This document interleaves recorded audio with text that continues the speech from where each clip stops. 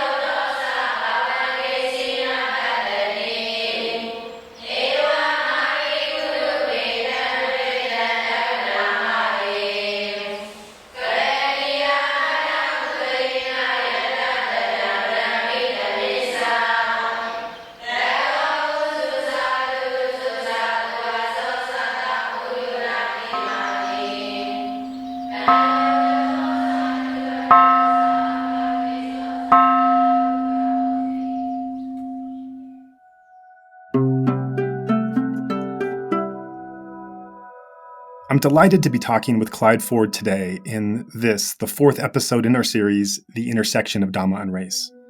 Clyde is a Vipassana meditator in the tradition of S.N. Goenka and an anti-racism, anti-bias consultant. While Clyde typically gives training in the corporate world, he recently led a training on these issues at Dhamma, a Vipassana center in the Goenka tradition in Washington state.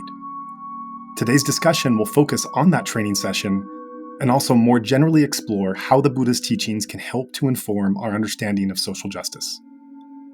I hope that today's discussion, as well as the overall series, can be a platform for continued conversations that examine entrenched protocols, practices, and attitudes within the Vipassana and mindfulness communities.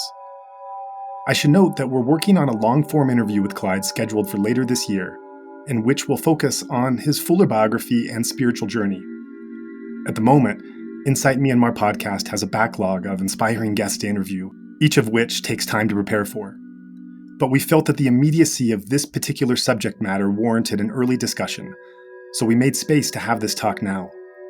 So in Clyde's case, we'll be getting two for the price of one. There's just so much to explore in Clyde's rich and varied background.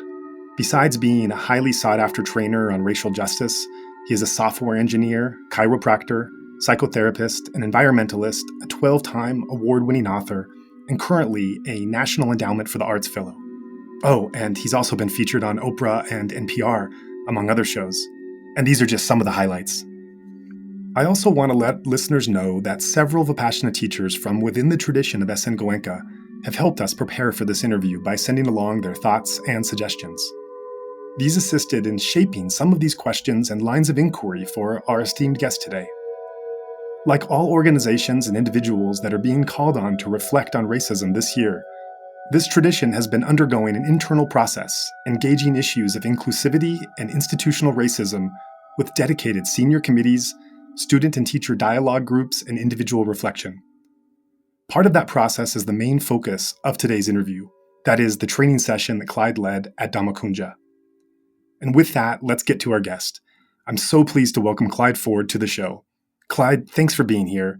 Insight Myanmar is indeed fortunate to have someone with your experience, awareness, and skill set willing to come on and help us navigate through these challenging issues.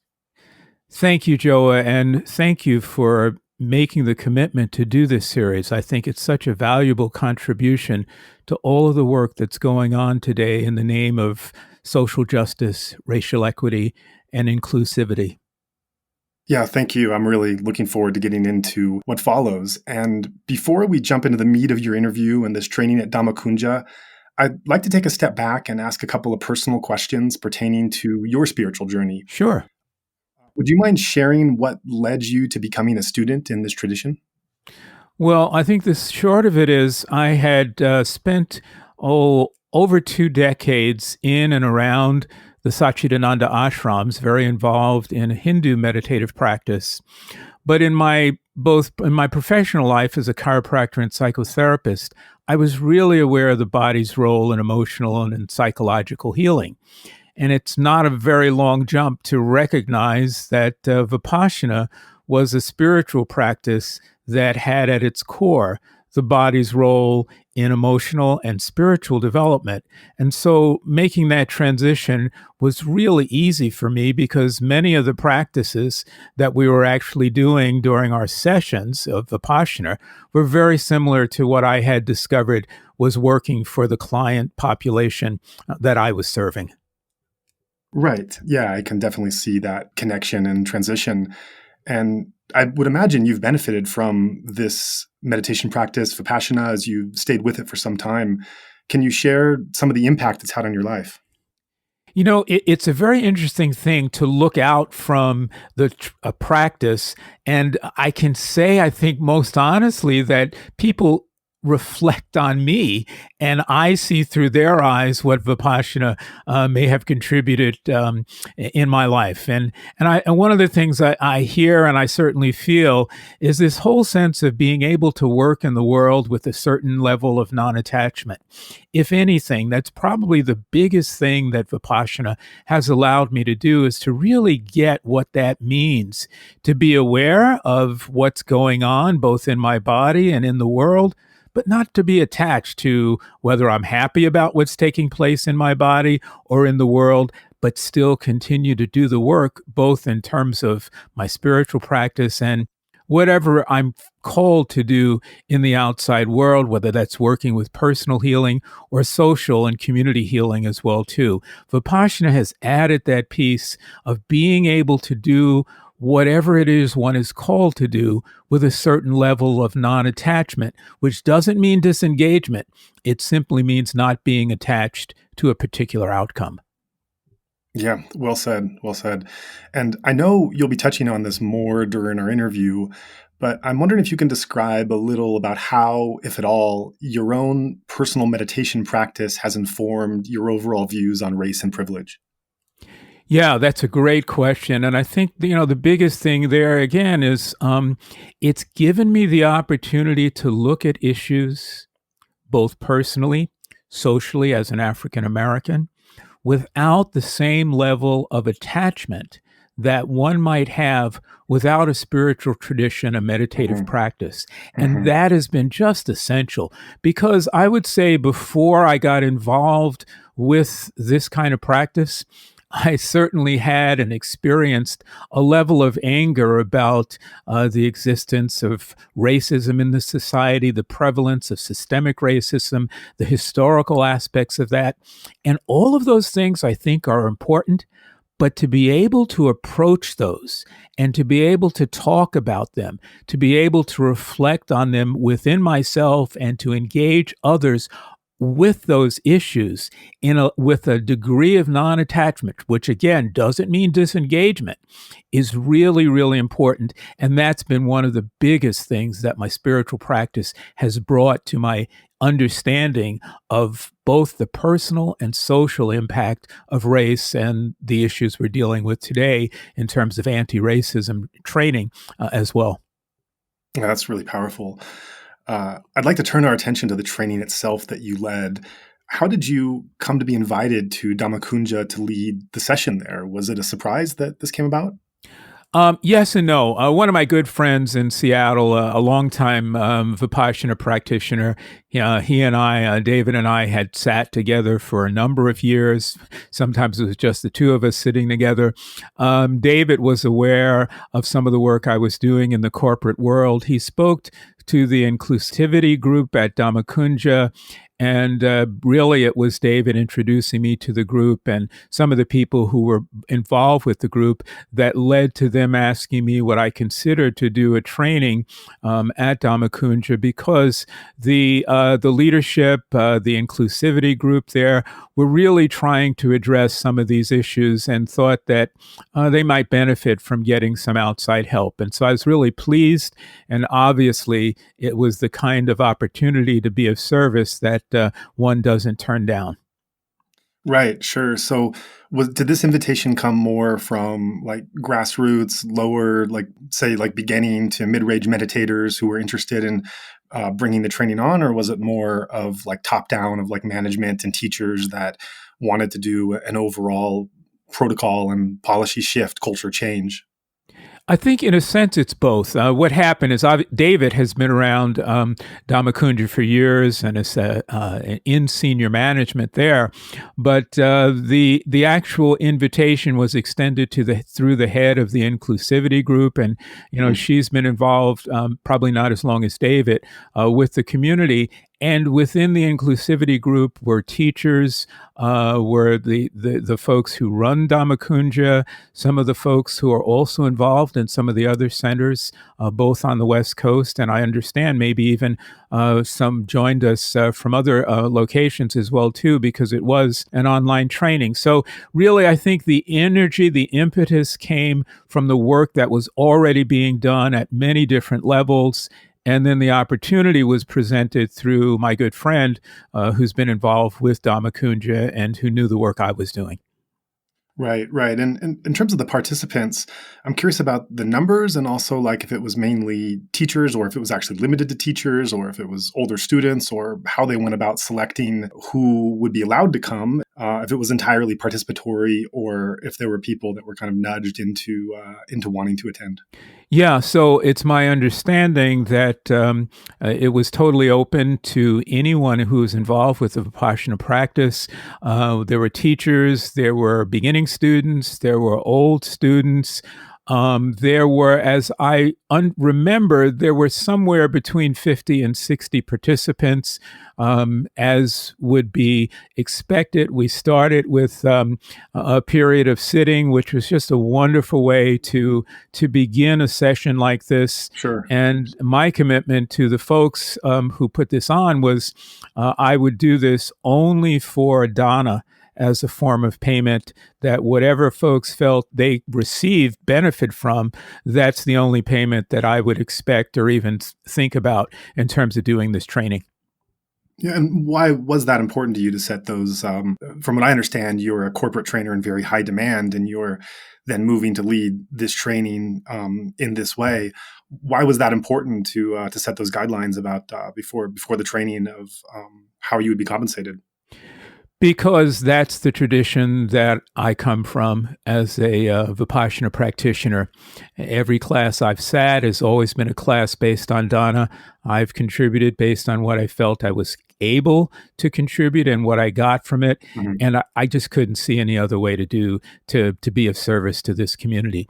I think it's simply to respect the tradition, but also it just relieved for me a sense of, do I have to negotiate for rates? All the things I do in a corporate world Mhm. just weren't in play, and that meant that we could focus on what was at issue here, because I wasn't concerned. Are they offering me as much as I feel I deserve in the corporate world? Right. Am I giving them based on what they're offering? I mean, all of the issues around money were taken off the table by establishing this on a dana basis, as we do at all of the retreats. And that just was great. I mean, that just really shifted everything Mhm. to the work that could be done, as opposed to any concerns, issues, attachments to the finances of that. Right, right. Yeah, wonderful. So let's get in a little bit to what the training was. And Sure. for this next question, please excuse a bit of a short preamble to set the stage for those listeners who I want to make sure are with us here through these issues. If we go back into the Buddha's life, he taught many things in ancient India. But here in the West, in contemporary times, the primary emphasis from these teachings has been primarily on the formal meditation practice. These days, many of us are trying to figure out this appropriate balance between what our formal practice on the one hand and engaging with the affairs of the world on the other. This is nothing new from what spiritual practitioners have done through the ages. Of course, there's no guidebook for any of this, and so it's played out in different ways in different places. From my background, I know that within the Burmese monkhood over the centuries, some monasteries have argued for a greater role in social causes and concerns, while others have maintained the world outside their walls was really not part of their mission. In the United States, some retreat centers actively combine formal meditation with involvement in social issues, while others are more in line with the phrase render unto Caesar. And there's a distinct separation between church and state, as it were. So in your training, Clyde, I see that at one point you noted, quote, a long history exists of Dhamma students using Vipassana to aid them in their work in social and racial justice, end quote. I was quite intrigued myself when I saw this. And can you give our listeners an example or two that illustrates this? Yes, and if I could, Joa, I'd even like to go back to the stories of the Buddha, because that's where I start. I mean, with the mythology there, and I think they're lovely stories. And if we remember, I mean, the young man had grown up inside a walled castle, but refused to stay in that walled castle, and went outside in the world when his father tried to eliminate from his view death. And yet he saw people dying, and he said, "What is that?" He went out into the world and he saw people who were poor. What is that? And so I think that deep within the teachings of Buddha's tradition, is this sense that, yes, there may be a world outside the walls, but you don't ignore it. In fact, it was because of what the Buddha experienced outside the walls, the suffering, that this path beyond suffering really came into being. And so I always keep that in the back of my mind, that this was not a tradition that started inside the walls exclusively. It started because someone was brave enough to jump over the walls and to experience what was outside in the world. Mm-hmm. We say in Vipassana is the art of living. It's not the art of living in the world we want, it's the art of living in the world that's in front of us. So having said that, what has been really important to me, for example, and I think this was much of a surprise to many of the people at the training, is to note, for example, that Martin Luther King Jr. speechwriter, my dear friend, my teacher, my mentor, the late Dr. Vincent Harding, the man who actually wrote King's 1967 Riverside Church, New York City speech, the Beyond Vietnam speech, the speech that probably more than anything marked King as someone who really had stepped outside of simply engagement with the causes of the South, but moving into the anti-war movement. Some people said set him up for his assassination later. But this powerful speech came from a man, again, Vincent Harding, mm-hmm. who was a Vipassana meditator, who sat 10-day courses, who actually led his students to say, hey, I think you would really benefit from doing a 10-day sit. And some of them actually went on to do more than 10-day sits. And so wow.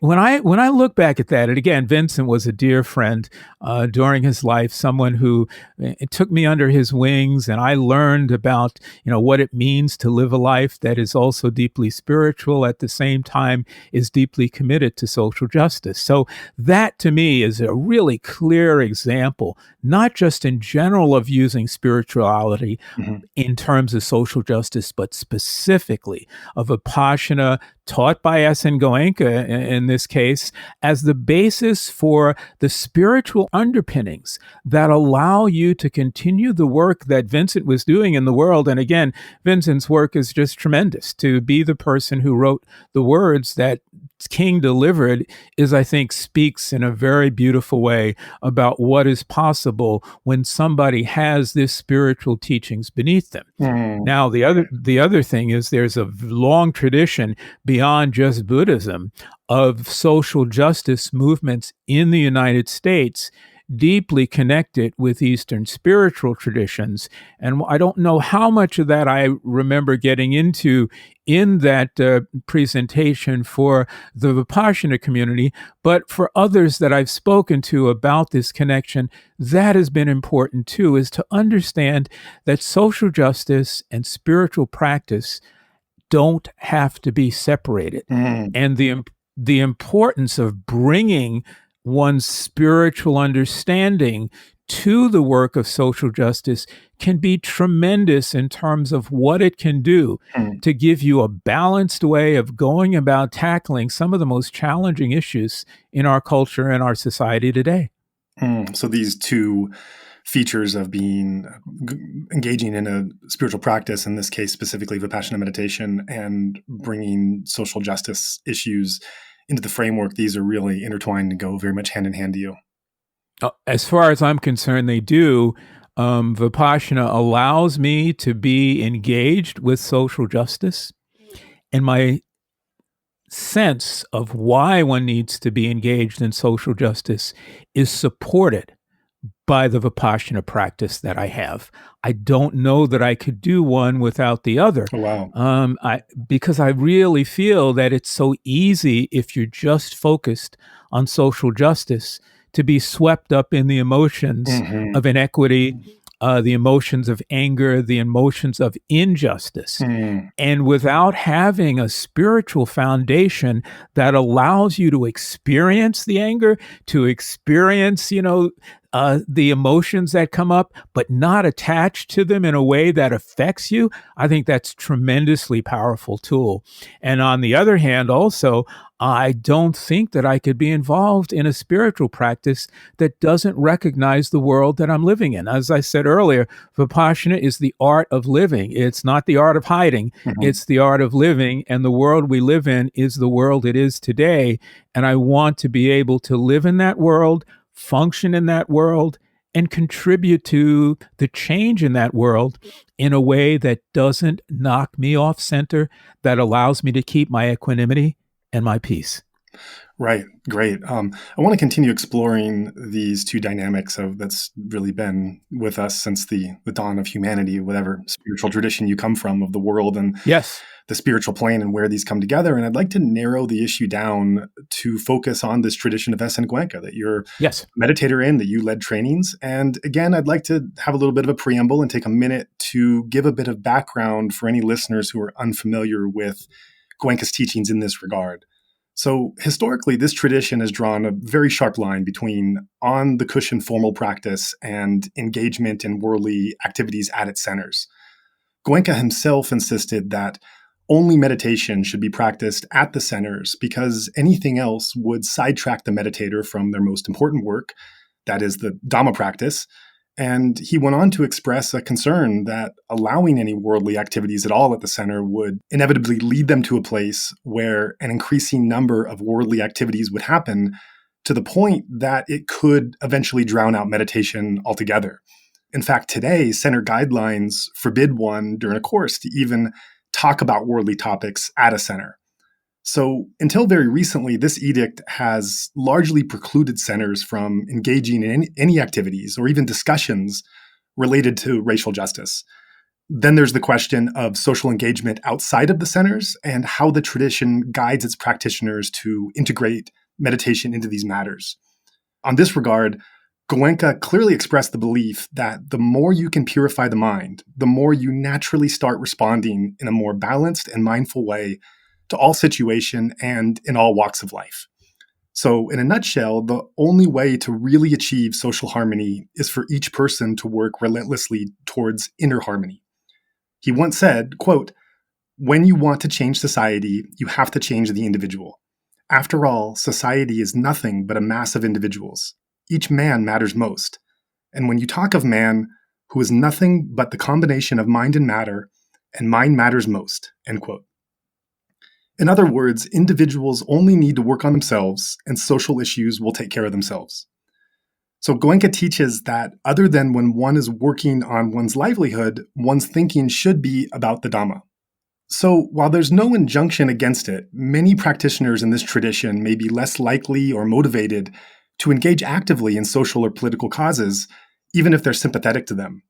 So Clyde, what I'd like to ask is to explore this topic with you a bit. And Yes. As an active anti-racist educator, what has been your own personal experience in being a member of a community with such a strong emphasis on formal practice, pretty much to the exclusion of all else?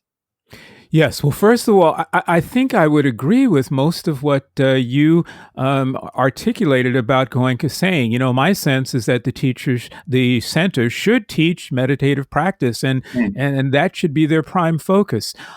I don't hear Goenka saying in anywhere. I mean, what I hear him saying, let me put it in the positive, is that once you're established in this tradition, you will know how to best focus in the world Mm-hmm. and what to do. And I have to agree with that as well, too. Right. I don't hear in that, don't do anything in the world, just meditate. Sure. Yeah. I Mm-hmm. hear meditate because it's going to allow you to better function in the world. And I would say I very, very much agree with that. Here is where there is somewhat of a gray area, though. And Mm-hmm. that I don't think Goenka really addressed, or at Mm-hmm. least in the statement you just said. What do you do at a center that, because of its structure, structurally makes it almost impossible for people of color to be at? That's It's, quite a question. I mean, if Vipassana is the art of living, and we want, or at least we want to make that available to as wide an audience as possible, then we as a community have to look at what are some of the structural barriers to allowing that to happen. Mm-hmm. And that's where you get this sense of convergence between what's going on in the world and what's going on at our centers. And that's what I think many of the folks who came to the training were really grappling with. And that's also partly, one of the things I wanted to help them try to get at, that I wanted to help them address. Look, I've been sitting for 30 years. I've been to a number of courses. I can count on my hands the number of times I've been in a course with more than 2 or 3 people of color. Why? Mm-hmm. Why is that the case? It shouldn't be. Right. This is a tradition that has so much to offer Mm-hmm. everybody that Vipassana should be available in a way that, hey, not everybody can take off 10 days to sit. Mm-hmm. Their jobs don't allow them that. Does that mean Vipassana shouldn't be available to those people? Not everybody can drive 4 hours to a course. Mm-hmm. Does that mean Vipassana shouldn't be available to folks like this? So I really hope and I believe, and there are a lot of people other than I am who are saying there must be some ways we can reach out to share this beautiful Dhamma with people who might need it, but don't have access to it. And when there are people who do come to Vipassana trainings, maybe we don't, and I'm saying we here in terms of the teachers and center managers and course managers, maybe there's some things that we can learn about cross-cultural communication that might assist in engaging people and making them feel welcomed. It's a very similar situation, Joa, to what I see all the time in the corporate world. Just because you hire somebody of color, they often walk into a workplace environment which feels very hostile to them, doesn't recognize who they are, and therefore they're gone before they've ever had a chance to advance. Mm-hmm. So course managers, course center managers were saying, what can we learn that might assist us in making our meditation teaching centers more inviting, welcoming to the folks who might even get here? And I would also say, how do you extend the reach so that it's not just people who are coming to the centers, but Vipassana reaching out to the people who might benefit from it? Mm-hmm. Look, again, this is what I hear in the tradition. When Ashoka sent those monks out into the world, he sent them to all the corners of the earth.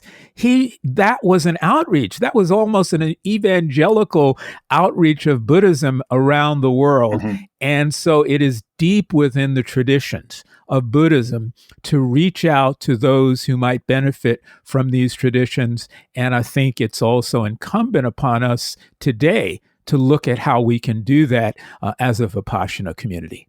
Yeah, and I do want to get more into what it was that you actually did in the training and how the responses were. Sure. And I'll keep my questions more on a general level, but I do realize that some of the information might be sensitive or confidential. So please let me know if there's any answers to these questions that you prefer not to address in the public forum. Absolutely. So early on in the training, I see that you got to the heart of that spiritual worldly balance we talked about before with this question, quote, do Vipassana students and Vipassana centers respond to this current moment of reckoning for racial justice and racial equity? If so, how do they respond? End quote. Can I ask what kind of response you got from this question? Well, I got a really I was expecting that I was going to get a response in which the reliance would be to fall back solely on the teachings and to say the teachings tell us there's nothing to do other than to teach students how to meditate. That's not the response I got. And I was really pleased with that because that wasn't the way I was trying to present the seminar. The workshop was really about how do you communicate with people who might have a very different background and experience than you have? Mm-hmm. And how do you use the training, the teaching, the tools, the techniques we've developed at Vipassana meditators to be better at that level of communication? And if you are capable of bringing those tools to the way you interact with other people, then the goals you're looking at of making Vipassana more inclusive, of bringing more people to this kind of practice, I think those are going to help sort themselves out because you know how to communicate and you're doing it not in any way by violating the principles and techniques that you've been sitting on the mat doing for so long. All right. So I think because I came from that point of view of let's start with what we know, that there was an openness to looking at, okay, how do I communicate with other people who might be different? It's not violating any of the precepts of the teaching. In fact, more than anything, it's opening up the possibility of extending the teachings to a wider community. Sure. Yeah. Right. And that reminds me of, as these courses and centers expand, they look at things as they rightly should, like what languages is it being taught in and what kind of food is being served, down to just simple cultural things. I started my Vipassana sitting in Japan, and I don't know if you've been in Japan before, but the Japanese way of bathing is very different from and of using the toilet is also different from what we're accustomed to here in the West. And so the bathrooms accommodated both types of bathing and toilet situations. So it's just being sensitive to, in different ways, sometimes ways you wouldn't expect, outside of your own culture and framework and community, to serve a community that is receptive to those teachings if some of those steps are made, so that it's less of a jump to move into what's already a pretty rigorous spiritual practice. Absolutely. And I think that's important. And Buddhism has always done that. I mean, again, I go back to Ashoka sending out those monks into the world. When they got to Burma, there was a different culture. When they got to Nepal, there was a different culture. When they got to China and Japan, there was a different culture. And in each case, Buddhism was pliable enough. It's the tree that could bend without breaking that was the covering for this beautiful set of teachings. And that's what I think we need here in the States, more of a sense of how do you bend without breaking, because the trunk of that tree is these core teachings, and yet those core teachings have enough pliability in them to respect the cultural values and norms of folks who come to the classes. I've been at an old Chinese sitting where the teachings were in Chinese, the food was in Chinese, part of the culture of the course was Chinese. I thought it was wonderful, and I think the same thing can and should be applied with people of color and as well too, and could be done here in the States. Yeah, and I think you're in such a unique position in bringing this because, as you've said already in this interview, you're a student of this tradition. You greatly respect what these teachings are and are benefiting from them, and you're not trying to kind of knock people off what those core principles are. You're looking to adhere to that and to help them adhere to that, but to be more effective in how they're and how wide the tent is and the umbrella to bring people in and benefit from what this core practice is. Absolutely. I mean, the core practice of Vipassana is really a foundation of my life and all of the work I do in the corporate world. Of course, I may not speak about Vipassana, but everything I'm doing is based on that grounding that I have. And I really believe if it's true, I mean, this is kind of the test. Goenka asks us to be scientists with this. If Vipassana is true, then I think it's got to work not only in terms of our own personal world, but in terms of the world we live in and share in community as well, too. I believe it's true. I've seen it work in myself and with the people I've worked with. That's why I get excited about doing a training like this, is because we have the tools. We just sometimes not everybody knows how to use them, but we've got the right tools and we've been practicing those tools for a long time. Right. And I appreciate being able to speak with you trainer to trainer, as I also have a background in this profession. So I was enjoying seeing a bit of what you shared, the materials of it. And one of the things I love to do in my own workshops is start with a kind of opening question and then reflect back at the end to see if the participants may have shifted their thinking on some key points through the actual experience of the session. And I see from your materials, you did something similar here, as towards the end of the training, you ask, quote, "As a Vipassana student, how do I wish to respond to this call for racial justice and equity now taking place across the country and around the world?" End quote. So I can see you're moving from asking if, as I quoted in the earlier question, one should be involved as a Vipassana meditator in issues of racial equity, to now asking how one can be involved. So what response did you get here? Was it different from the initial time you asked the question? And if so, what changed? Yeah, that's really great. So I think the best way to answer that, Joe, is to say that I heard, because we didn't have time to fully get all the responses, but I heard from the people involved in the inclusivity group that the response was really beyond their expectations in terms of people recognizing that the tools they were using gave them the practices they were using, gave them a basis for how to make the tent larger. Mm. And that, I think, was really important. I think the other thing I heard is that many people really latched on, and I was very pleased, to the idea of recognizing that Vipassana had been used as a basis for social justice movements. I think hearing the Mm. story, particularly about King's speechwriter, my dear friend Vincent, and him having been a Vipassana practitioner and using that as the basis of writing some of the words that King spoke, I think that really touched people and let them realize, oh my God, there's a way to be firmly rooted in this tradition Mhm. and still be deeply engaged in the practice of social justice. I also heard that some of the folks who had attempted to pursue these ideas of inclusivity within Vipassana beforehand had met a lot of resistance. I also heard that some of the people in the workshop reached out to them and said, look, we may not have been right 10 years ago when we didn't allow you to do this, that, and the other.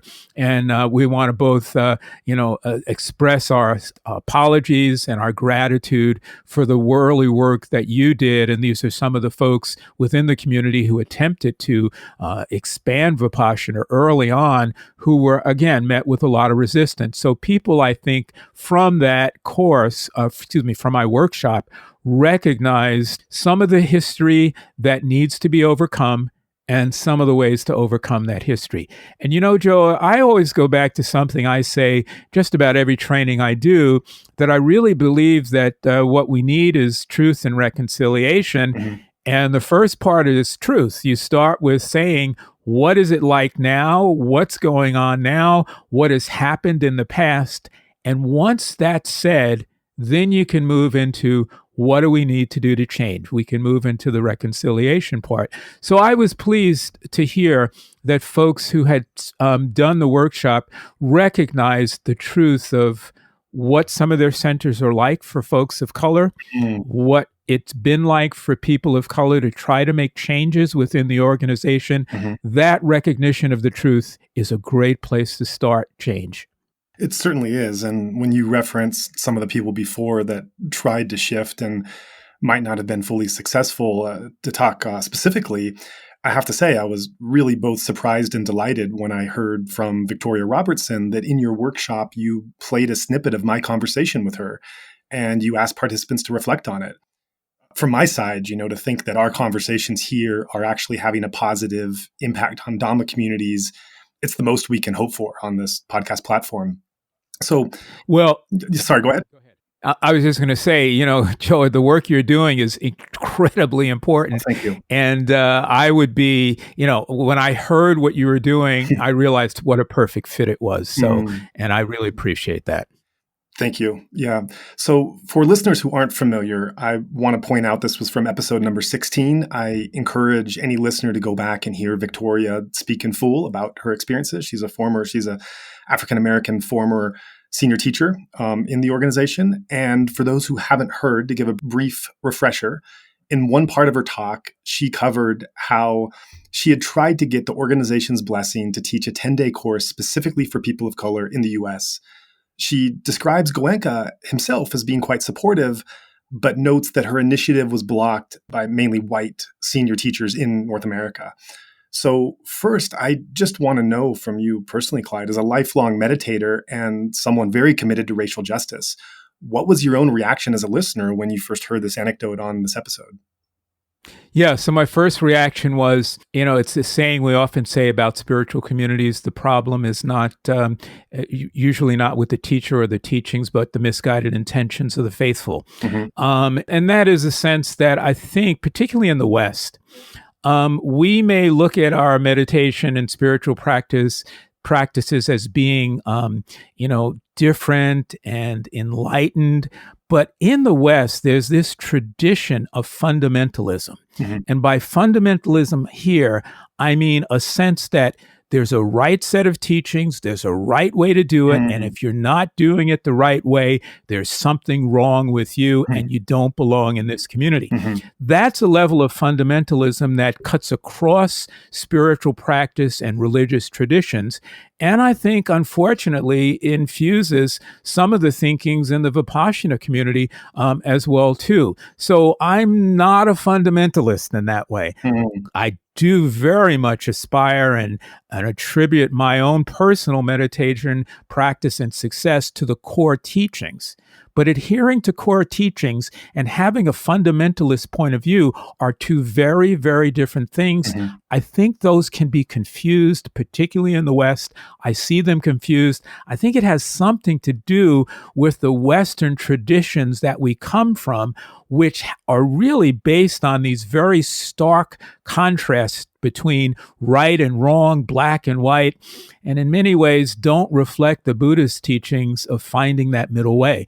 So it's strange that even within a spiritual tradition that talks about the middle way, you find such level of fundamentalism and dogma that I don't know always helps us be and enlarge what it is we're doing in the best way.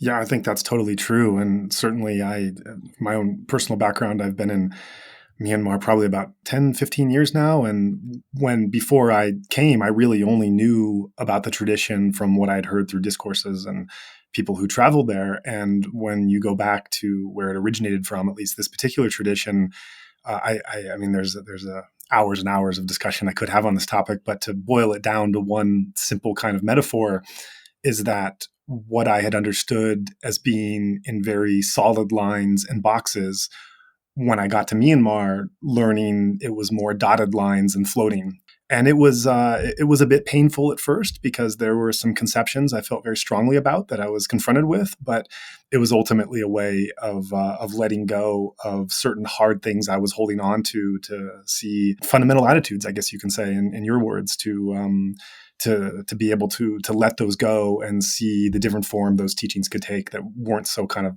fastened and hardened. Yeah, that's a great way to say it, Joe. And again, I go back to, just Western culture. There is deep within Western culture this sense of having an attitude and hardening that attitude. Hey, look, you only have to look at what's going on in this country politically and see the very, very hardened, divisive political stances.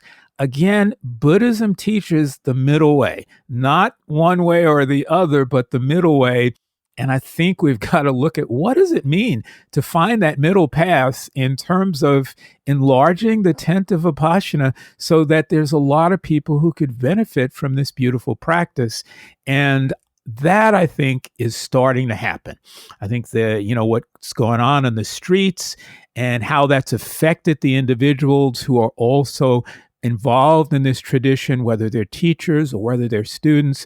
I think it's a good thing because if it's shaking the sense of fundamentalism, and systemic racism is just another way of saying of fundamental beliefs about people cast now in political and ethnic and racial terms, if it's shaking that fundamentalism, I got to believe it's a good thing. I think that fundamentalism needs to be shaken. I don't think it means that you in any way have to destroy the core beliefs, but you do have to let go of how things are playing out in some of the ways they are in our centers and in Vipassana here in this country. Sure, sure. And getting back to that snippet that you played from the conversation with Victoria Robertson, as we discussed earlier, the tradition of SN Goenka is a community that emphasizes formal practice and typically avoids getting entangled in social issues, even pressing social justice issues. Mm-hmm. So through your discussion of the snippet from that interview, you led the group to openly discuss this behind-the-scenes strife that wasn't very well known before the publication release of this interview, of a course for African-American students being blocked in the US. Do you feel comfortable sharing the general responses you got by bringing something like this out into the open? Yeah. Well, again, I certainly didn't try to do it to put the blame on anybody. Sure. But just simply to look at what it means for someone to try to move ahead with an idea as Victoria did and to meet that resistance. Mm-hmm. I think the most beautiful thing that I can say about that, Joa, is really, and I don't think Victoria would mind me saying this, that she told me, she sent me an email the evening or the day following the course, and she said, maybe we did move the needle a little bit because someone sitting in your course contacted me to say that they didn't feel like maybe they had done the best by her when that course was blocked. And so there was a sense of reconciliation, a sense maybe of coming to some new understanding that happened because of what she had done. Mm-hmm. And then 10 years later, what maybe the workshop that I led also, had people contemplate. So if there's even a small shift like that, I have to feel like that was a good thing because there was some understanding of the truth of what had happened, paving the path for some reconciliation and change. Right. And just as you said that, I had the reaction I did because suddenly this parallel came in my mind of 2008 in Obama's election. And there were a number of studies showing the different benchmarks along the way over the last difficult 50, 100, 200 years of this country's history, and little actions in some places that just did enough to shift a little bit here, a little bit there. And Obama being this culmination of all of these small struggles that happened before and leading to a day that at that time no one thought was really possible. And so hearing you frame your ability to lead this workshop as building on the back or going in the same direction as something that she tried and failed to do, but to not see it as a failure, but to see it as kind of a necessary, if not unpleasant or unfortunate, step along the way to creating something that became possible after it. Absolutely. I mean, that's really beautifully put, Joa, and it makes me think of another saying that Obama was very, loved to say, and that, history is a long arc in terms of social justice, but it bends in the right direction. And I'm paraphrasing that. And I'd have to say the same thing is true about spiritual practice. It's a long arc, but it does bend in a direction of, I hope in this case, inclusivity as well, too. The other analogy I love to use is that, for me, a workshop like that is like a trim tab turning a big ship.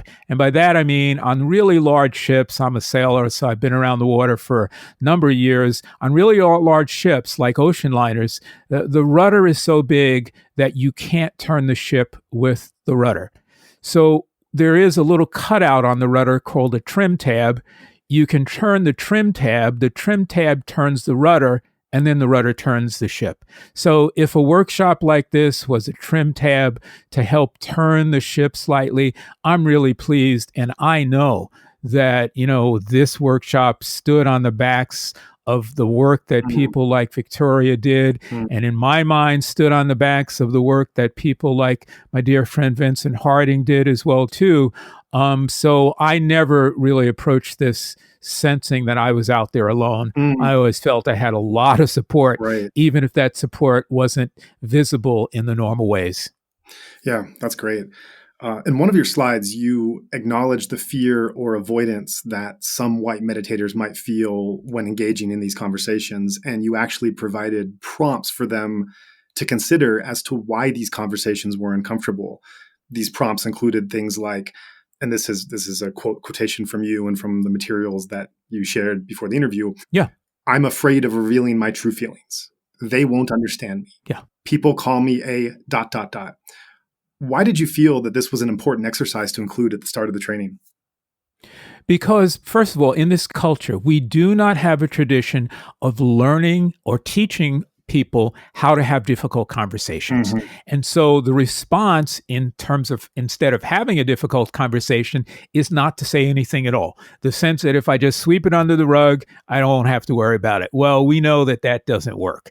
And so what I really do in that part of the training is I hope that people will recognize that whatever fears they may have, there's a lot of other people who have similar fears. So let's get them out in front and let's deal with them as opposed to sweeping them under the rug. Right. I mean, that whole workshop I did was called Let's Talk About Race Vipassana. And the idea there is we don't have the tools to even talk about the very issues that are in front of us. So let's get the tools. The tools are based on the practice that we have anyway. So they're not foreign to us. We just have never learned how to apply them to challenging situations like the situations around race and racial equity. Let's do that. And one of the places you start doing that is what brings on fear, because so many people are scared of talking about a subject like race. People who are people of color have some fears around talking about that to people who are white. White people have fears about talking about that around people who are of color and even amongst themselves. And so you got to start where people are. Vipassana starts with the reality as it is, not as you want it to be. Sure. And I really am very committed to that you start where people are, and that's the only place you can start to produce change. Yeah, absolutely. That's beautiful. It reminds me when I first started giving trainings in Myanmar and some of the critical thought portions weren't going so well. And as I started to learn more about Burmese culture, realized that there's an enormous influence on harmony, wanting to not say something that would especially be contrary to your elders or whatnot. And so any exercise we did, even a silly little exercise, the answers I'd get back would be, well, we felt happy because we got to do blah, blah, blah. And we like this because blah, blah, blah. Comments that really weren't where I was hoping to go. And I had to add hours and hours of workshops in the future based on what I saw their needs were, just exploring how someone could say something as simple as, I like this activity because I got to move around. And someone else could say something, well, I didn't like this activity because my leg hurts and I didn't want to move around. And just the fact that disharmony, it's not even disharmony, right? But just the fact that those two diverse opinions could be expressed, and it wasn't disrespectful, and it was taking responsibility for what you were saying. I mean, this is all in the context of Burmese culture, but where I'm going with this is that you have to know your audience. You have to know your participants. You have to, where you want to take them and what you want to discover and explore in the training. You have to tailor it to who they are, what their fears are, what their abilities are, what limitations they might have that they're not aware of, and not just tell them, okay, I want you to do like this, but to actually have some kind of experiential exercise where they're trying on the very thing that they might not even know they're uncomfortable doing. So that's what at least what I saw in that slide and what I appreciated about it. No, absolutely. And I mean, again, this is a training I've given around the country for many years, actually, and actually have been asked by the National Endowment for the Humanities to do this around Washington State with Humanities Washington. And so I do have a sense of what fears people come to this with. And just as you said, I think it's important to get those out early so that you can then find ways not to ignore them, but just to hold them in terms of the culture that you're dealing with. And believe me, the fears that one might find here in America are not the same fears you might find in other places as well. I've taught in Germany, for example, and there it's just the opposite problem. And by opposite, I mean, just like you, I was wondering why, well, I'm doing these exercises, but they sure seem like they're taking a long time. And the reason they were taking so long is that in German culture, at least with the young people I was with, they said to me, look,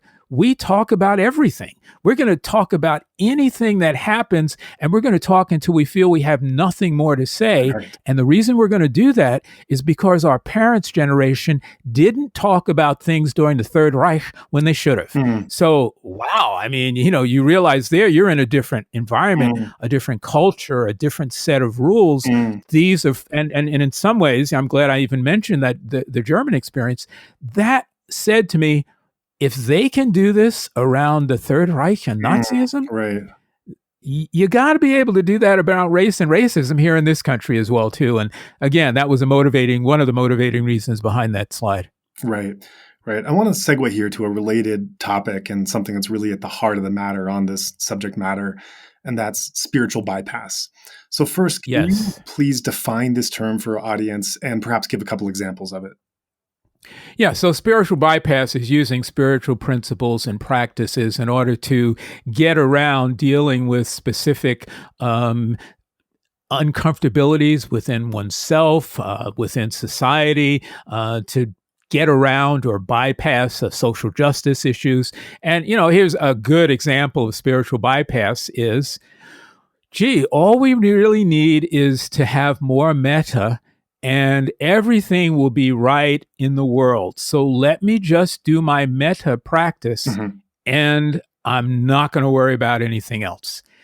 And, that might be great. I agree. We definitely could use more metta in the world. We could use a lot more loving kindness. But the truth of the matter is we also need people who are committed to working and living in the world to bring about change and the way that change happens, whether it's socially, educationally, environmentally, politically, economically, you name it. We need people who have a grounding in metta to do that as well, too. So it's not one or the other. You don't just say, let me retreat back into my spiritual shell and forget about the world. There is the opportunity then to engage in the world, and that's to move beyond spiritual bypass. And so, you see a lot of examples of that in spiritual communities. And again, I think in the West in particular, where in a sense, spirituality can sometimes be used to avoid having to address the uncomfortability of issues personally or socially. So people will say, I'm just going to meditate and I'm not going to worry about anything else. If I just meditate, then everything's going to be right. And if everything isn't right in my lifetime, then eventually in, a number of incarnations, it will be right. And I agree, we need to meditate. And I do agree it's going to take some time. It may not be one lifetime, but I also think that people need to recognize what they can do and should do to contribute to change, whether that's how they raise their children, how they interact with their community, the types of, the way they want to bring about change through their voting habits. It doesn't matter. But those things are important. You can't just retreat into the shell of a spiritual practice that might feel fulfilling without recognizing how what you are doing contributes to the world. Look, King said, silence is violence. And that is something which I really believe in, that you can't just be silent in the face of what is going on around you. You can speak up, and you should speak up with an understanding that is grounded in some of these spiritual truths. There's a way to speak truth to power that also is non-attached. That, I think, is really important. Look, that's a tradition that goes back to Gandhi and even before, of how do you bring spiritual practice into the world of making social and political change. There's a long history of that, and I think it's a beautiful tradition when we as Vipassana meditators have that deep grounding in the spiritual truths. And you talk about how even seemingly benign forms of spiritual instruction can lead to a blindness of the dangers of spiritual bypass lurking within them. Let me quote just a few of the examples you shared in your training, such as, quote, just practice what you were taught. That's enough. there's no need for advocacy on social issues or discussion of interpersonal issues. All we need is more, you mentioned this before, peace, love, compassion, meditation, metta, etc. Fill in the blank. Everything will be resolved on its own. There's no need to confront difficult thoughts, feelings, or emotions. With such, again, fill in the blank, peace, love, compassion, meditation, metta, no one could ever feel alienated within our community. So hearing some of these instructions and meditative comments reframed here, I wonder if some white meditators listening to us now may be confused on some point. So, for example, this kind of instruction, after all, is part of the bedrock of one's practice. And one could be hearing these things, wondering whatever could be wrong with them. And as you just said, there's actually nothing wrong with them. It's just that they might be incomplete and need more information, more understanding with them. But can you describe what you see as what could be dangerous, or maybe a better word is misinformed, about the mindsets behind some of these framings? Yeah, I think I can. And, I'm going to go back to something that's in my background. One of the reasons I actually left the Hindu ashram community I was involved with, I remember one day walking down the street at this particular ashram, and one of the students, very deeply involved for many years, saying to me, "Isn't it wonderful being here? You don't have to think. All you have to do is follow the teachings."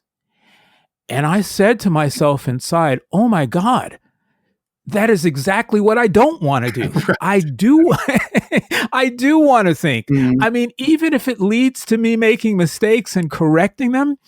And when I hear S.N. Goenka talking, I hear him saying, think. Be like a scientist. Use your mind in a way that helps you discriminate.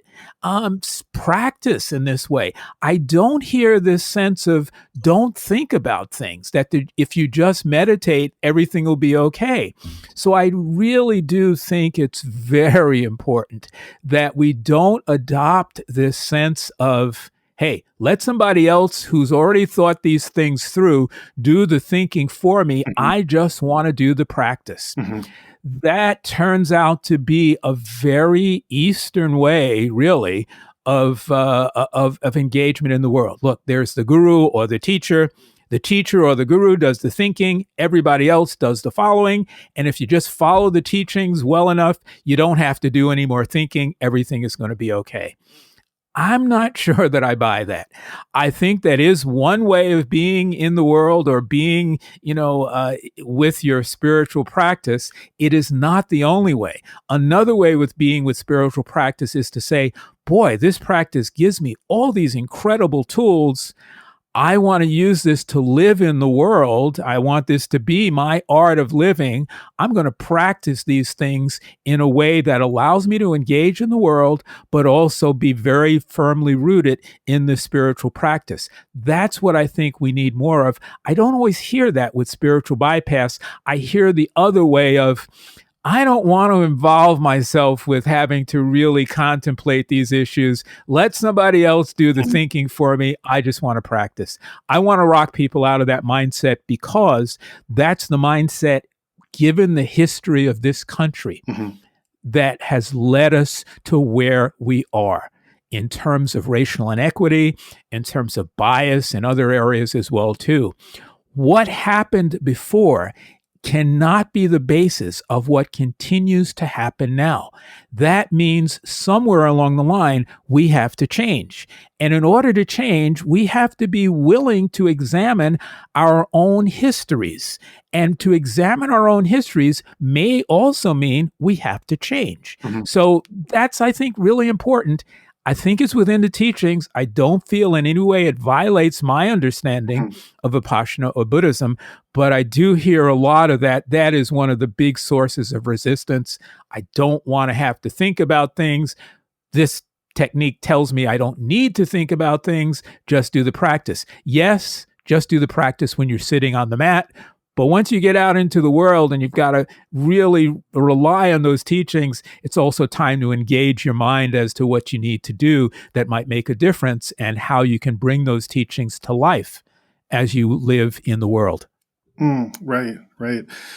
Looking at this tradition specifically and Goenka's own messaging with it, I'd like to revisit some of his instructions or discourses that have almost like a universalist, utopian even message that he Yes. consistently emphasized in his teachings. Here's a quotation that exemplifies that quote. This is from Goenka, I should say. He said, "quote Leading a life of good conduct, gaining mastery over the mind, and purifying the mind totally is not a Dhamma belonging exclusively to any particular country, religion, community, class, or caste. This is the true meaning of Dhamma. Dhamma is universal. By practicing Dhamma, a Hindu becomes a good Hindu, a Buddhist becomes a good Buddhist, a Jain becomes a good Jain, a Christian becomes a good Christian, a Muslim becomes a good Muslim, a Parsi becomes a good Parsi, a Jew becomes a good Jew. One becomes a good human being," end quote. So, in one sense, this seems obvious on its face, and it fits into this wider narrative that skin color or ethnic background don't really matter to Dhamma practitioners, where one is simply trying to become a better human. Yet, the very fact remains that you were invited to train on this topic at Dhammakunja, meaning that the issues of race are still problematic at US centers, even at this time. Yes. So, my question for you is, in your opinion, is there something missing from that universalist message? And if so, what more do we need to understand? I don't really think there's anything missing from that message. Mhm. I think there's something missing maybe from our understanding of that message. What I would say is this, the Dhamma is not exclusive to any one tradition. By practicing it, if you're a Jew, you become a better Jew. If you're a better Christian. If you're a social activist, a better social activist. That's my understanding of things. That understanding that there is this core set of teachings that's going to allow you to be better at both your spiritual and worldly practices. What more beauty could we ask for? And that's what I see there. That is, the teachings do allow us to extend what we do into the world, even if at our centers we're simply teaching the practice. I think that's very valuable. But as I've said, in a number of ways throughout our talk, Joa, I think you can bring that understanding into the world. In fact, I don't think you can. I think you have to. Mhm. That's my understanding of Vipassana. Again, it's the art of living, and it's the art of being a better human being in the process of trying to live in the world. And that means not cutting yourself off to the suffering around you, but finding a way both to deal with that suffering internally with your practice and externally in your interactions with others. That's the beauty of the Buddhist traditions, of the Dhamma. And that's what I really hope that we here in this country Mhm. will understand and be able to extend this practice to those who could so benefit from this Right. in our communities of color, in our diverse LGBTQ communities. I mean, that to me is, my heart breaks when I realize what benefit could come Mm. by having this practice more widespread among these communities. Right, right. To me personally, one of the troubling implications of the reticence to address issues of social justice at Vipassana meditation centers would be like this. Whether it's intentional or not, it's almost like the organization is communicating a message to meditators of color by its unwillingness. I should say its past unwillingness, because your training now is definitely a sign that some things are shifting, but its past unwillingness to engage on the issue. And it would go something like this, a thought process like, so even if we do unwittingly have some organizational structure or policy or way of interacting that is biased or racially charged, it's totally unintentional. But if you, as a meditator of color, do feel uncomfortable or any angst because of it, the onus is really on you to deal with it skillfully as a meditator and not on us to face up to it and change that policy or structure or way of interacting. So even though as meditators individually, we could acknowledge that the ultimate responsibility for each and every individual's internal peace lies within oneself, because most of the management and the teachers, at least at US centers, are white, that attitude also seems to reflect a kind of essence of white privilege. What's your take on this? That was, you really took the words out of my mouth that I was going to use, which is a sense of entitlement and privilege. Mm. And that attitude is how systemic racism starts and is established. Hmm. We used to call systemic racism "have a nice day" racism, and it is a kind of benign sense of this is the way we do things because this is the way we do things, and the this for whom we are doing things are really not a very diverse group of people. Mm-hmm. And unfortunately, in Vipassana centers, that often turns out to be the case as well, too. So how do you address that? Well, I mean, part of the way you address that is by opening up the centers to different influences. And I think there's some thought really has to be given to this. I love what Victoria Robertson was thinking about doing, bringing an African heritage course to various centers. I think that would be really important. I think there's something else, though. You started by saying, talking about the attitudes that might be there, which is, hey, if you have a problem with your own peace, it's your own internal problem. We're not here to solve that. We're here to give you a practice, a technique.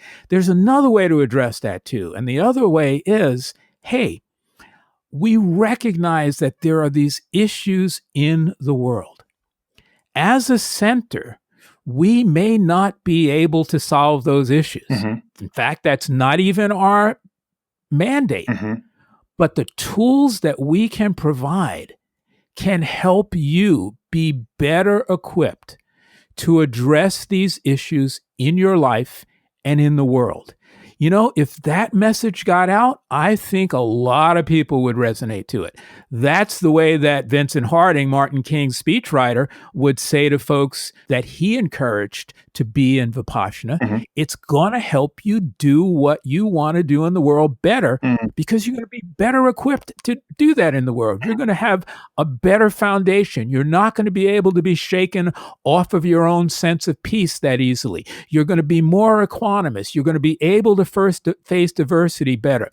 Listen, back in the 60s, when we were involved in the freedom struggle, we were involved in sit-ins, we were involved in protests, Joe, the first step in that process was not to paint the signs and to put them on posts. The first step was to gather groups of people together and to give them a spiritual foundation to walk out and face clubs and to walk out and face water hoses and water cannons and dogs. The first step was a spiritual step. In fact, my good friend, James Lawson, got up at John Lewis's funeral and said, the first words he said were satyagraha. I was amazed. Here he is talking to a group of mainly African Americans in a clergy setting, a number of people who weren't African American. And the first word he used really comes from an Eastern tradition, which also Buddhism has at its roots, that is satyagraha, this sense of nonviolent action in the world. That's what the freedom struggle was based on. And that's what I think we can do as a Vipassana community. We're not going to solve the issues. We shouldn't. But we can tell people we've got some tools that'll help you work on the solutions. That's why you ought to be meditating. Mm-hmm. I think that's an incredibly valuable service. Yeah, absolutely. And looking back at your training session overall, how do you feel it went? Was there anything that happened that surprised you? What was your feeling or sense at the end of the session? The biggest thing that surprised me were the extent to which people were touched by it and recognized the value of the session. Great. Because it was based on Vipassana practice. I heard a number of times, and from the people who invited me there, that it probably would not have been as effective if the person leading the session hadn't also been grounded in the Vipassana tradition. I believe that it's, once again, all I can say is how thankful I am to have been exposed to this tradition, to have practiced it for so long, because it really has allowed me then to give back to this tradition in a way that I think is really needed in the world right now. Yeah, definitely. And I know it was just one session, so yes. you weren't with these participants for a long time, getting to know them. But so in that short amount of time, I'm not sure if you made this observation, but did you notice any interesting differences in how diverse generations of participants in the session responded to the training in general? Did anything stand out? Yeah, well, I'll say one thing. I did have a chance to go back with this group, the core group at Dhammakunja, the Oh, great. diversity, the inclusivity group, Uh-huh. and to spend time with them. So I did get a chance to observe and talk. And one of the things that I really love and I smile at a little is I think that there's a younger group of Vipassana practitioners Hmm. who are invigorating the organization in a way that's great, who are coming in and saying, look, we grew up in an environment where bias is not something we're ready to really abide by, Hmm. who are questioning core beliefs like why should men and women sit apart from each other if I don't identify as a binary in terms of my sexuality? Where do I sit? And I think all of this is great. I don't think we should ever be afraid of people asking tough questions. The Right. only thing we should be afraid of is when we don't want to try to grapple with the answers. I think we should always be open to listening to those questions, and we should always be ready to engage and grapple with the answers. So I saw that. I see there's a certain level of invigoration that I didn't see when I started sitting. Those kind of questions were never asked. So I think it's great. I just think it's wonderful. I'm really excited. I think younger generation has always been kind of the motivating force for change, and that's no different now than it was, 20, 30 years ago. Right, right. And in talking about this difference between the younger and older generations and how they respond to where this worldly spiritual balance, I want to talk for a moment about organizational culture. You Yes. you said earlier that participants on this course were more higher up in the organization, perhaps like teachers, trustees, center managers, more experienced meditators, etc. And so, while it's so valuable to bring this change at the top, I wonder how that can start to trickle down, especially in what is largely an insular organization where the culture and communication are pretty well established through discourses, instructions, and course protocols. Let me give an example for this. So, when I had that discussion with Victoria, well, of course, not every higher up in the organization was thrilled about it. Several teachers who I'm close friends with really cheered on what we were doing. They were thrilled we were bringing that discussion to a wider audience, as they are right now with my conversation with you today. But after Victoria's interview came out, I knew as a fact that in addition to it being shared in your workshop, it was also shared widely among Vipassana teachers themselves as required listening. And yet, when I went to share that information about Victoria's interview in different Vipassana groups on Facebook, which are largely maintained and followed by students who are not likely in those leadership positions, the response was very different. In some of those groups, my attempted post was blocked from the very start and saying that it was a worldly issue that was not relevant or appropriate for a Vipassana group. In one group, I was blacklisted and removed for trying to post it. And in yet another group, I was attacked by several of the members accusing me of intentionally trying to sabotage this pure Dhamma by planting these seeds of dissent, by sharing the interview of Victoria talking about this course being blocked. So it struck me that however much some at the top might start to be open and receptive to change, the rigidity of the general organizational culture, which has been intentionally cultivated over time, makes that very difficult indeed. So I know something like culture is not changed overnight, and we've talked about how these are very small steps in the grand scheme of things. But what do you feel needs to happen to work towards wholesale reframing to a message that is essentially at the core of the practice? Yeah. What a great question. And let me make sure that I just step back a moment and correct myself if I misspoke earlier. There were a cross section of people in the workshop, both some of the senior managers, center managers, longtime practitioners, but there were new practitioners as well too. So Hmm. there was a cross section there. But more directly, to answer your question, I'm a big believer that change happens bi-directionally. So change happens from the top down, but it also happens from the bottom up. And I think the fact that center managers and course managers and senior teachers are open to what needs to happen is extremely, extremely important. Yes. I also think that the folks coming in, there is, and I go back to what I said earlier, the problem always isn't the teachings, it's the misguided intentions of the faithful. A Hmm. lot of times, folks coming into a spiritual system early on just want to find something to hang their hat on. Mhm. And they want to be able to hang their hat on in a way that they can defend it against any perceived threat from any place. Sure. Whether it's somebody speaking truth like you were, or somebody like Victoria. And I think we have to recognize that.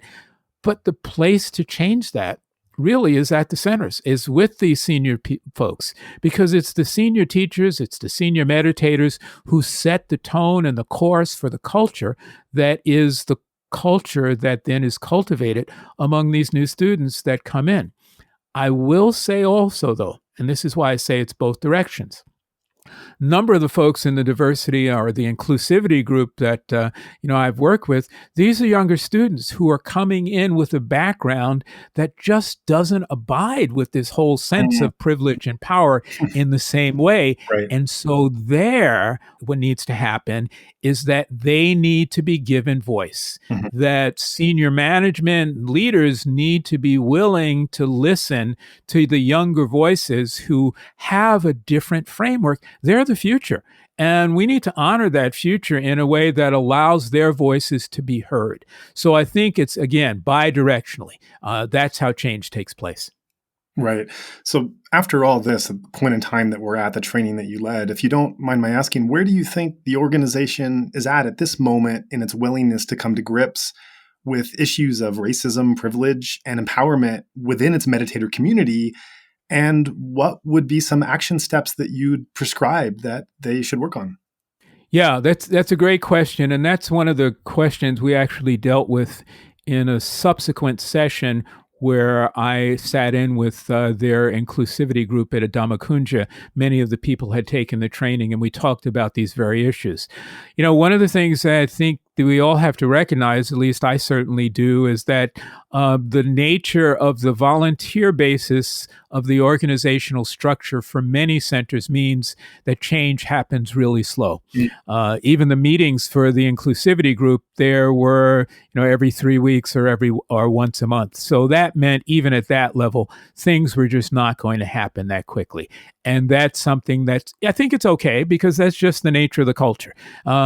Change is not going to happen overnight. So that's one thing to recognize. But the other thing, more questions about what are the steps that can be taken.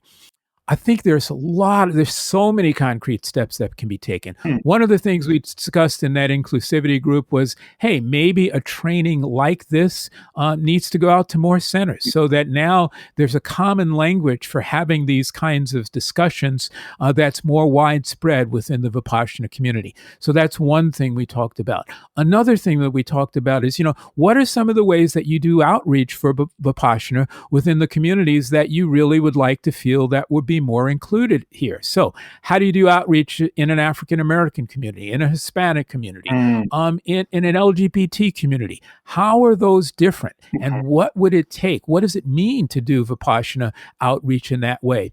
What are some of the systems and the structures that take place at the centers that we could look at? So, for example, I was talking to folks who identify as LGBTQ and saying, I'm not binary, or actually non-binary sexuality, and say, I'm not binary. So when I walk into a room and see that men have to sit on one side and women on the other, that flips me out. I don't feel safe. Is there anything we can do to change it right there? And so issues like that, when someone of color comes to speak with me about the issues in their course, do I know how to communicate with that person in a way that they feel welcomed? What can I say if I'm uncomfortable? How do I deal with that? I mean, these are things you can actually train people to do. These are a set of ways that we can go about as a community doing outreach. I think the ideas, there's no lack of ideas for how you do the outreach. It's simply a question. And again, we talked about this in the meeting I was at. How do you structure them? What's the next step?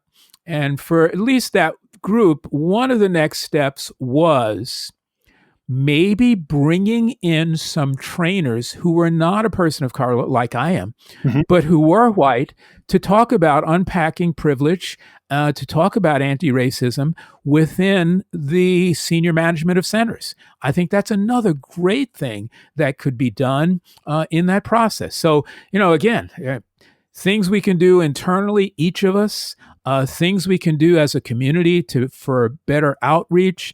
There are a lot of ideas there, and it's just a question of how you stage them. I'm really pleased that the community is talking about this. I'm thrilled to be part of that discussion. And I really think it just means that in the future, we're going to be able to bring Vipassana to a wider range of people in a way that's going to make a significant difference.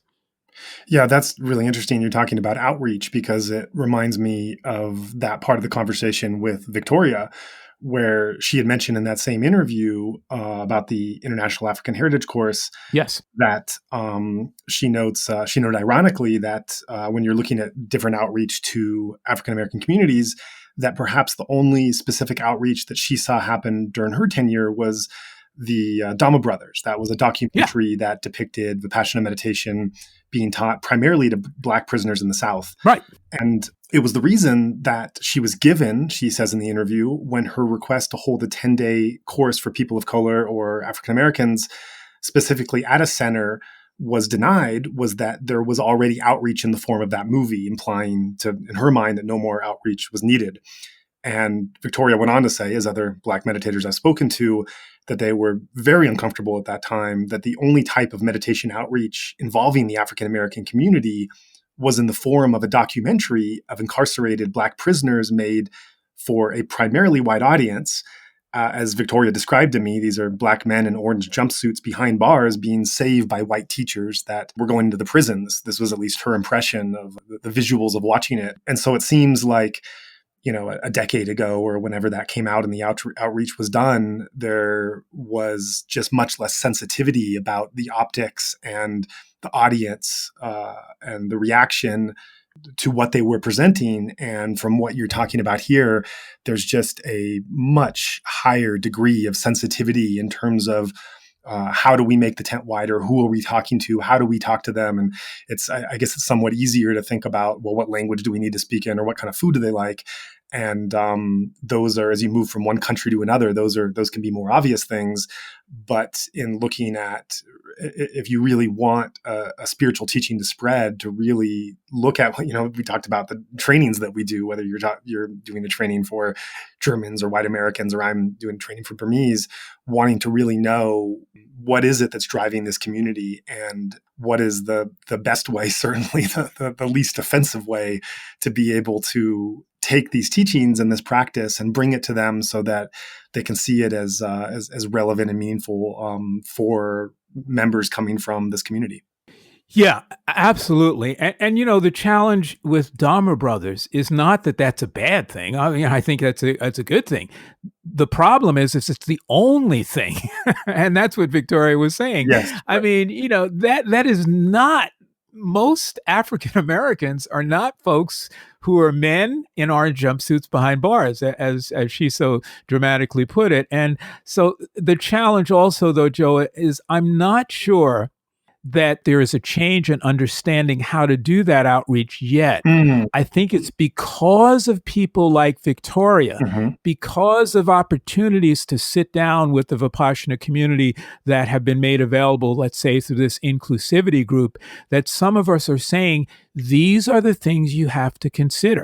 I think it's because there are young people coming in who are saying now, you can't just do this, because there are people of color saying, you can't just do it this way, that now we're seeing this level of sensitivity that really also points to how change takes place.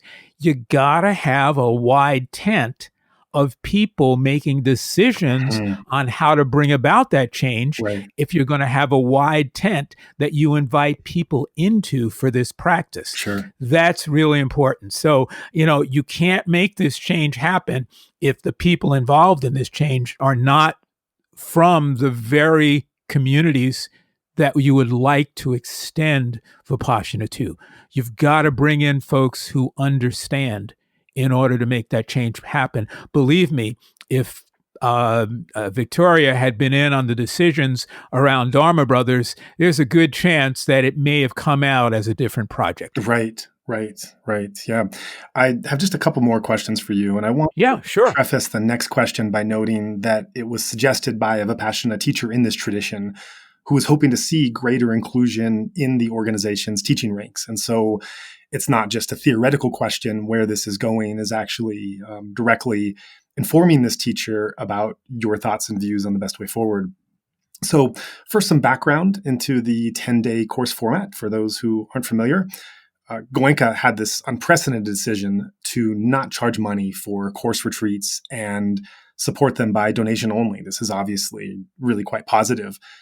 Relevant to our conversation today, it levels the playing field in terms of financial access to allowing students more chances to participate on courses, as opposed to many of the expensive retreats or scholarship barriers and other traditions. However, the Goenka tradition is mostly volunteer, and it requires months and even years of volunteer service and retreat time in order for any advanced student to even be considered as an assistant teacher. In the US, there's, of course, huge racial disparity between whites and people of color on nearly every civil benchmark, from birth outcomes to educational level, healthcare, employment, civil and criminal justice to healthy food, etc., on and on. So there's a certain amount of cultural capital and privilege built into the system that by default elevates those who have that kind of time and advantage to be able to spend time volunteering. So today, the tradition has very few African-American teachers to guide the students of color that are coming, and no senior teachers of color, as many meditation centers in other traditions do. Mm-hmm.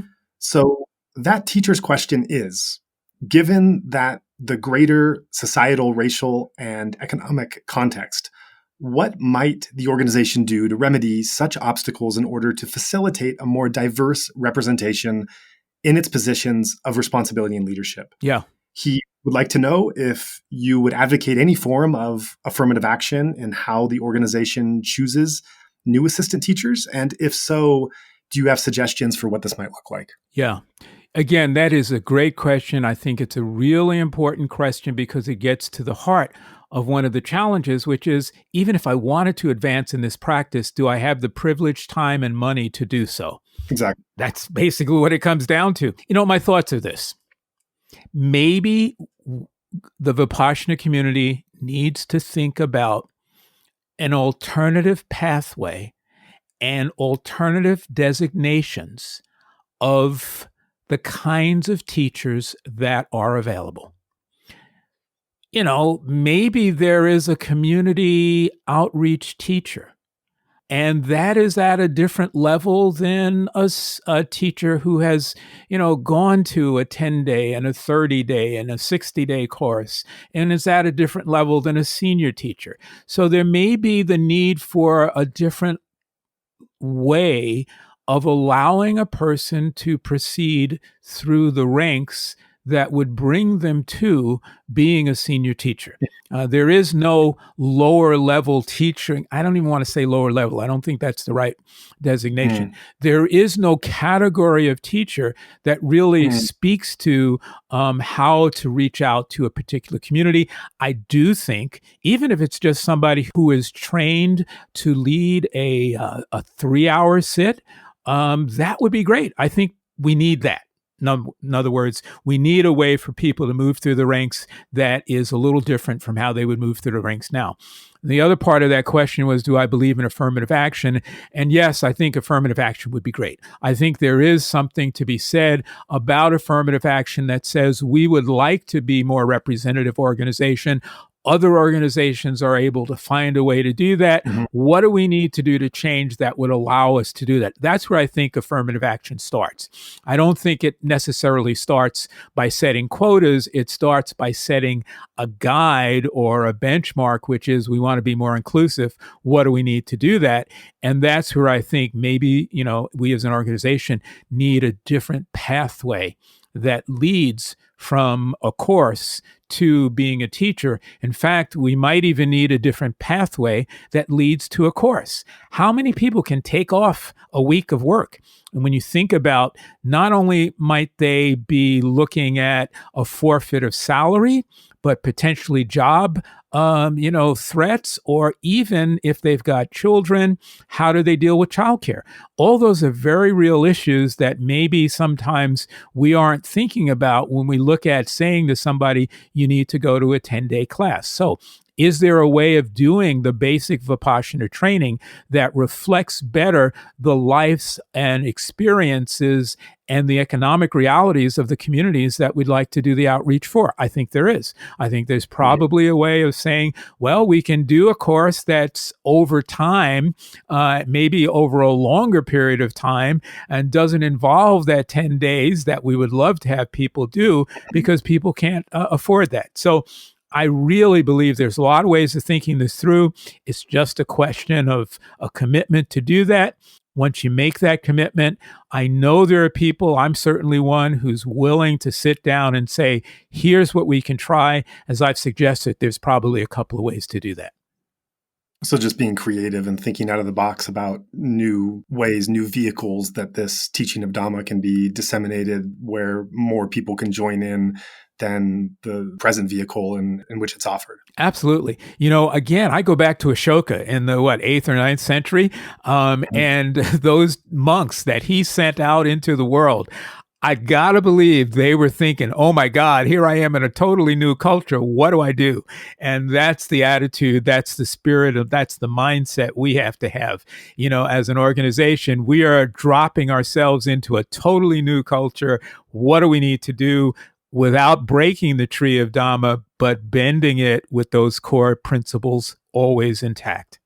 That's right. I mean, the Dhamma has never had, as opposed to other religions, some ultra sacred language or sacred place. Of course, there are places that are important, but it's not that there's a certain kind of language or form or dress or place where this is the only way that this teaching can be followed and practiced. It's a very versatile and mobile teaching that can be integrated into different communities across time. I really believe that, but part of the challenge, Joa, is, and we talked about this earlier, in the West, there's a little bit more of a sense of that rigidity of there is one and only one way to do it. I don't think that's what the teachings tell us historically, but I do think that's what some of the students have adopted, and maybe even some of the teachers have adopted because of our proclivities in the West to want to find the one way and stick to it. Yeah, I think there's definitely something there. And along with that, I would say there's also a sense of when you're coming into a tradition from the outside, meaning that it's not native to your society or community. And this spiritual teaching then has profound impact on your life. And speaking personally, I know that it can be kind of a rough patch to figure out, well, how do I continue being who I am in this society? And then taking on these wonderful new sets of spiritual beings into how does this all come together? How is this integrated? For me, for others I've known, there's been a kind of an adolescent spiritual period where it's been a little rough and a little messy. And living in Myanmar as long as I have, it's been just incredibly instructive to see the difference.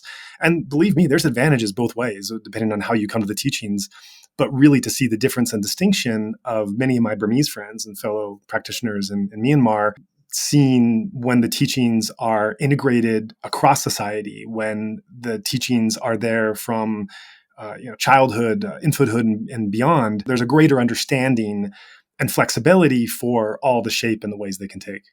Yeah, one of the things I key on with what you said, Joe, and I love the way you put it, is being in spiritual adolescence, and I think maybe that is a very humble way that those of us in the West should and could approach our own spiritual practices. I mean, these traditions have gone on thousands and thousands and thousands of years. Right. And here we are in the West. How long has the teachings, Vipassana, been available here in the West? Not even 100 years. Right. So let's all be a little humbler, and let's say that there's a lot we still have to learn, and there's a lot that we can still learn from the tradition. And maybe if we adopt that approach, we can be better in terms of our outreach to communities that have been underserved by the teachings. Let's not assume that just because we know how to sit, a 60-day course, we also have the wisdom that comes from 1,000 years of teaching being in place. Yeah, that's beautiful. That's just great. And so bringing in this humility that maybe we don't know as much as we think we know. We know enough to be able to start this little experiment off and to be able to reach a lot of people, impact them, impact ourselves. But maybe we don't know everything about everything. And I think for me, when I came to Myanmar and I saw the way the practice was integrated here, and I saw the existence of monasteries and monks and nuns and everything else, which of course we don't really have to a great extent in the West. And just the realization, to go along with what you were saying, you were talking more about the people and the teachers that come to the practice. If you look at the actual physical places, the idea of a non-monastic meditation center, that concept itself is barely half a century old. I mean, this lineage of Goenka, if they would have seen where it's going, they probably would have said, sadhu, sadhu, sadhu, this is wonderful, you're expanding and teaching to more people, but they wouldn't have readily understood the concept. I mean, that's how new this concept is, to have a non-monastic meditation center where people come to just practice sitting. That is a new development from the many thousands of years of, or 2,500 years, and the where the teachings have gone in the different cultures. That is a new adaptation, and that's wonderful. That's certainly not something to dismiss, but it is something to take a step back and say, we're still in the experiment / adolescence phase of trying to figure out what we're doing with all this. I agree. And that's a beautiful way to state it. Again, Joa, I always remember Goenka saying, this is an experiment. Talking about the process within yourself. You're a scientist. It's an experiment. You can actually determine what how to evaluate what the results are. And I think that's true not only within the practice internally, but in the practice and how we extend it to others as well, too. That level of humility, which I've always felt from Goenka-ji, is something that we as an organization can adopt as we want to try to expand out into these other communities. We've got a lot to learn, and I think it's wonderful. I'm just concerned we don't want to get rigid before we've had the opportunity to expand out into the world. Great. I have just one more question for you. This one is also coming from a teacher. And I should mention that in the previous talk, many of the ways we went and the questions, some teachers who I'm friends with helped in supporting to look at where some of the conversation was going. However, these last two questions, this one and the previous one, I really wanted to highlight their involvement, because I think even the way that you're looking at the question and answering it, knowing the effect that where this information is going to, I think changes even the nature of looking at it. So here goes. The question is something like this. Can you succinctly articulate the reasoning behind the view that integrating issues of racial justice into our Dhamma practice is actually a moral and ethical one and not just a social and political one? And piggybacking on this, what are the benefits for a Dhamma community becoming more diverse? Sure. Wow. What a great question. In answer to the first part, I think it's available to us in Goenkaji's teachings. Again, I go back to something I said before. Vipassana is the art of living. That means who and where are we living? We are living in the society that we're in. We're not living at centers. We're going to centers to learn, to study, to practice, but we're living in the world. And the world we're living in, the reality of that world is a certain degree of, inequities. You could even call it suffering. Mm-hmm. We as Vipassana Buddhist meditators, we know something about how to deal with suffering. We know how to address it. And part of the ways that you address that pain and that suffering is you don't run from it. You don't wish for a better way of being in the world and be attached to it. You find a middle path that allows you to be present with the suffering, that allows you to work for something beyond the suffering without being attached to either outcome. That makes the practice of social justice part of the spiritual practice, not even separate from it. It becomes part of who we are as human beings and how we live our lives. And there can be no better example of integrated spiritual practice than a person who lives his life based on these deep principles. That's the whole idea in Buddhism of, the Jivan Mukti, someone who comes back into the world, who even experiences the sufferings of the world, but has within them a capacity to move through the world, demonstrating the very principles of those teachings. We started off, Joa, by talking about the separation between social justice and spiritual practice. Right. Now I think what we're really coming to is that there is no separation. There never has been, really, and I don't think there should be, because you, as a Vipassana practitioner, and those we train, can be beautiful examples of the kinds of individuals who can make a difference in the world and can live in the world in a way that we would hope many people can. So that's what I think is like really, really important for me to understand. It's not separate. Mm-hmm. Social justice and spiritual practice is really not separate, because social justice is how you bring the practice of these deeper truths into your life in the world. Okay, that was the first part of the question. Mm-hmm. Hey, would you ask me the second part again? Because I want to get it right. Sure, yeah. So this teacher is also curious to hear from you. What are the benefits for a Dhamma community, such as the Vipassana organization, taking intentional steps to become more diverse? Yeah. Well, first of all, to each individual, the benefit is pretty much along the lines of what I was saying just a moment ago. And that is, we live in a world which is a very diverse world. We don't live in a world which, people are just one color, people have just one sexual orientation. So the benefits, again, are learning how to bring who we are into the world, the art of living. I mean, that's one of the benefits. The other benefit is that as centers are able to expand, and as we have outreach of Vipassana into these communities, the teachings themselves will show what they are capable of in addressing the issues that people have in their lives. That to me is so beautiful. I mean, for my friend and mentor and teacher, Vincent Harding, to turn to one of his students who is deeply involved in social justice activities and say, you know what? I think you would benefit from learning how to bring some peace, calm, and tranquility in your life. Wow, isn't that great? I mean, that really says and shows the direct, immediate benefit of these practices. Mm-hmm. So bringing people from diverse backgrounds into this context means that everyone will find a way to bring a certain level of peace, equanimity in their life, even in the midst of great difference on political ideas, in terms of social justice ideas. And that level of peace and tranquility and equanimity, hey, that's the level of common ground that we really, really, really need to find if we're going to proceed as a culture and proceed as a society. Yeah, great. Well said, well said, well said. Sadhu, sadhu, sadhu. I'm quite conscious of the time we've taken from you today, and thank you so much for being available to talk about this issue amid what I imagine is a very busy schedule. These issues are quite challenging for many people to hear and consider. And I'm definitely grateful, as our whole team is, to have been led through this process today by someone as skilled as you. It's a lot of food for thought in what you shared, and I hope it becomes fodder for many more conversations between meditators going forward. I personally learned a lot myself. I want to thank you for that.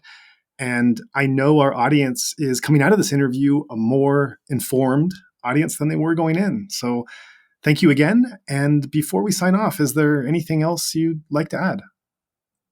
The only thing I'd like to add, Joa, other than my thank you to you, is that this is not in any way an imposition on my time, because this is the most important thing. Oh, thank you. That I think that I can do.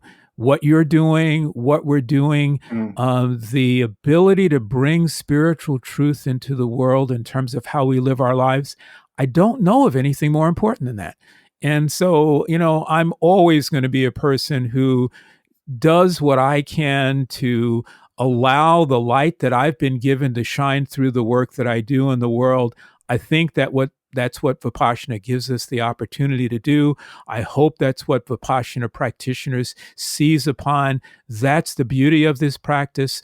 Those are the benefits of this practice. We say in metta, not only are we asking for benefits for ourselves, but in metta, we're actually saying that we hope those benefits accrue to everyone in the world. That's a beautiful statement of why, again, social justice and spiritual practice are one and the same. I hope that any of the benefits that I've accrued through this practice are visited upon all those in the world who might need them. Thank you. Thank you. That's beautiful. And thank you again so much for your time today with us. Thanks, Joa.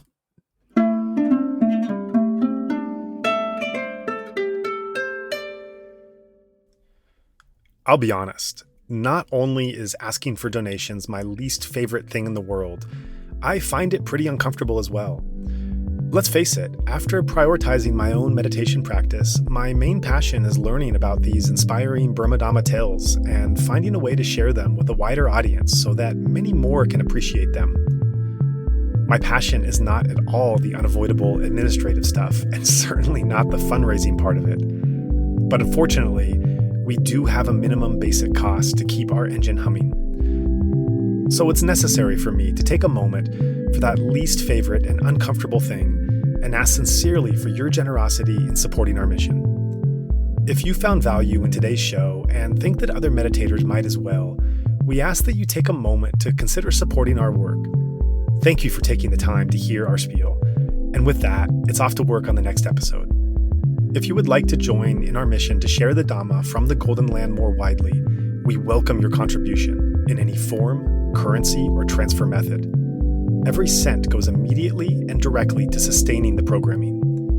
You can give right on our website via credit card by going to insightmyanmar.org/donation or through PayPal by going to paypal.me/insightmyanmar. We also take donation through Patreon, Venmo, GoFundMe, and Cash App. In all cases, simply search Insight Myanmar on each platform and you'll find our account. Alternatively, you can also visit our website for specific links to any of these respective accounts, or feel free to email us at info@insightmyanmar.org. In all cases, that's Insight Myanmar, one word, spelled INSIGHTMYANMAR. If you would like to give in another way, please contact us. Thank you for your kind consideration.